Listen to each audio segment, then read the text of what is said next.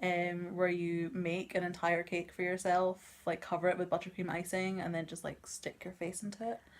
Never actually done that, but I really want to. Do you need someone to break up with you so you have an excuse? I would need to be dating to do that, but I think you're a grown ass lady, and if you want to do that, you can do If that. I want to break up with myself, I could. Don't break up with yourself! No! I love you.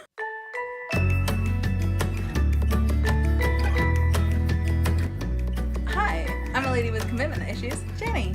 And I'm a lady who should be committed, Lilly. And this is Lesbianswers. If you've got LGBT questions, we've got Lesbianswers. What are we talking about today, Jenny? Today we have another email question. Yay! It's not quite so fun. This person sent us a question by emailing lesbianswers@gmail.com. You can also send us your questions via Twitter, #lesbianswers, or @lesbianswers, or via Instagram @lesbianswers. Hi, Lesbianswers. My first girlfriend and I just broke up, and I was not prepared for how much it would hurt. Oh, baby. When will it stop hurting? I'm worried that we made a mistake in breaking up. Is that normal? How can I make it feel better? Please help. So first of all, I'm sorry to hear that. Yes. Breakups that suck. Sucks. Breakups really do suck. We would hug you if like we knew who you were. That's true. Well, maybe if you. Okay, I would hug you if I you knew smell were. good and you're nice and you're not a creeper, and you don't and if you ask first, then I would probably hug you if I was in the mood. Yes, it is normal to have second thoughts about breaking up afterwards. In my opinion, that's perfectly normal. However, that doesn't mean you definitely did make a mistake. Especially if you're the person being broken up with and you didn't know it was coming or you didn't think it would fully happen, then like of course you think it's a mistake because you weren't expecting this. And because it doesn't feel like you're in control if you're the breakup-y rather than the breakup-er. Yeah. What it doesn't mean is that you made a mistake and you did something wrong. Right. Doesn't mean that at all. Does she say whether she broke up with her girlfriend or her girlfriend broke up with her? Well, they said they just broke up. Okay. And so that could be either way or it could be mutual. But yes, it is normal to worry that you made a mistake. It doesn't mean you did make a mistake. You broke up for a reason. Try to keep that in mind. If you were the breakup-er, there must have been something that made you choose to break up with them. If you were the breakup-y, yes, it feels horrible to have that control of your life taken away from you, but you don't want to be with someone who doesn't want to be with you. Yeah. I mean, the important thing to remember is that a relationship is two people who actively want to be in that relationship. Or more than two people. Or more than two people.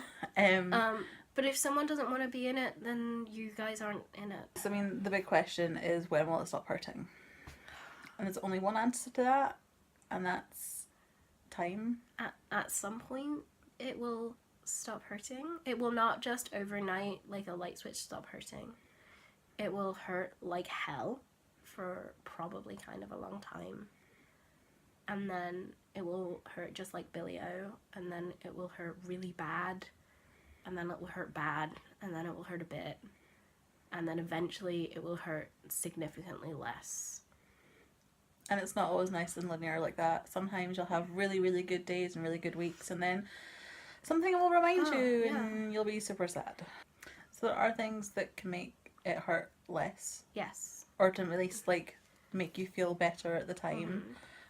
For me, I think most of those involve around having other friends and loved ones and shamelessly indulging in extra time with them.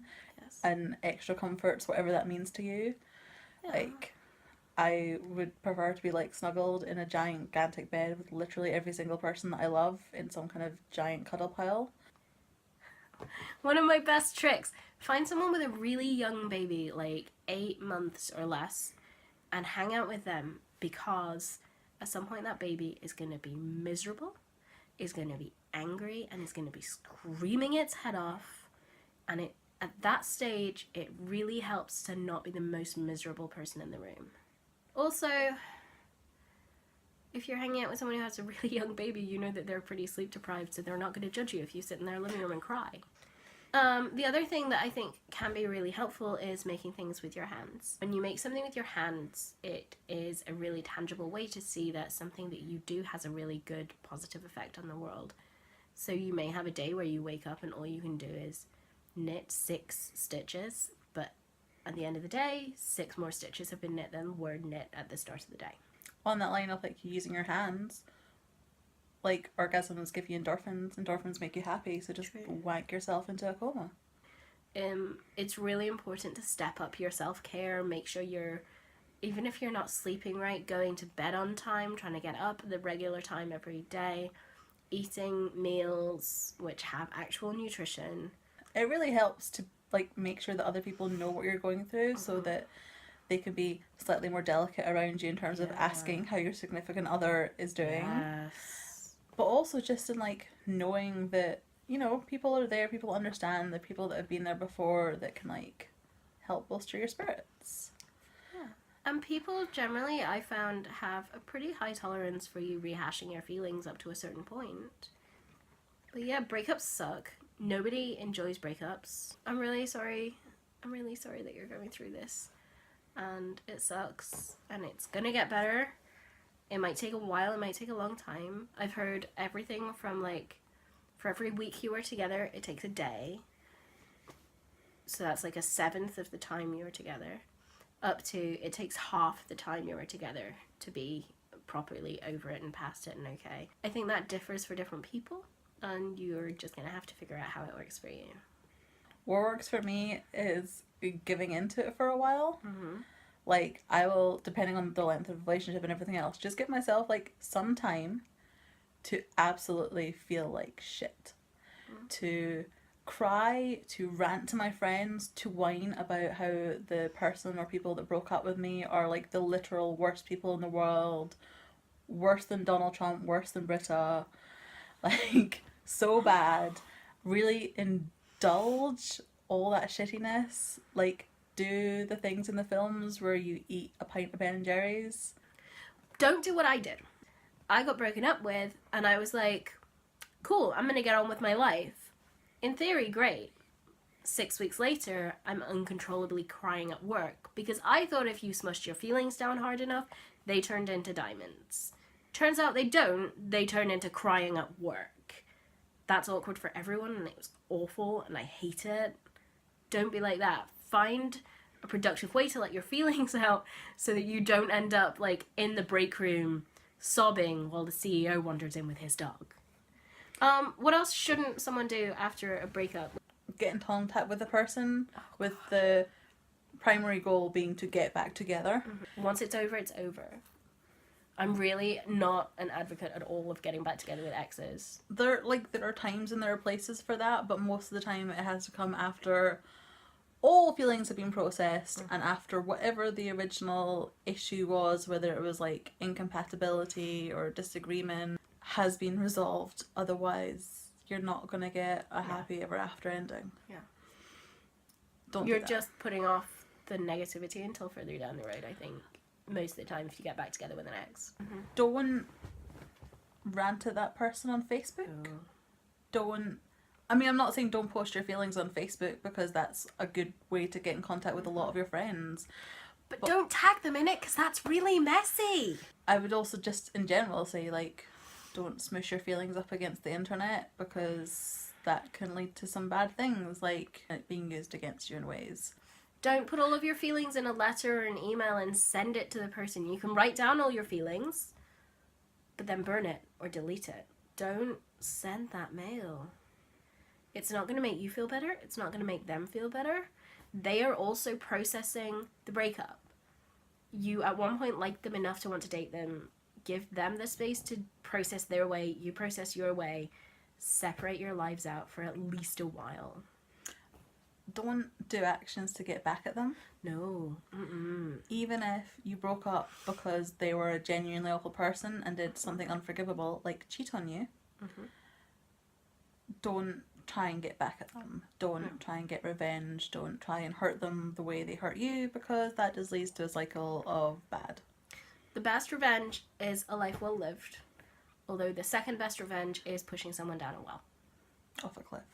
Don't reach out to them for like support or anything. The person to help you process your breakup is not the person who you broke up with. It's not also a suitable person to go to like 1 month down the line and go, so now that we're broken up, do you want to still just like have sex occasionally? Do you want to just be friends with benefits? Yeah, that's awkward. No. But it can be liberating to do something you wouldn't have done while in a relationship but perhaps wanted to. Like, take advantage of having the freedom, but don't try to drastically change everything about yourself to prove that you're fine. Yeah. Because it's okay not to be fine. It's okay to be fucked up for a bit. It's okay to be fucked up for a really long time, actually. Breakups are shit. They suck for everyone. You cannot speedroller through the process of making them less shit. Time is what makes them less shit. In the meantime, while you're waiting for your feelings to process, leave each other alone. Figure out how to make yourself feel better. And wait to feel like you're not dying of sadness. Yeah. That's pretty much it, right? Surround yourself with the things that make you feel good. Yeah. Until you feel good. Yeah. Cool. Well, this was a terribly fun and slightly depressing episode Yeah. of Lesbianswers. Next time, can you send us something light? Please. Something silly. I think we're gonna need to go and eat cake to feel better after that. To have cake to eat, though. Thank you for watching. Thank you for listening. If you've got any LGBT questions, you can send them to lesbianswers@gmail.com. You can reach us on Twitter and Instagram @lesbianswers, or use the hashtag on pretty much any other site. Remember to have a great week and make good choices. And we'll see you next week. Bye! Bye!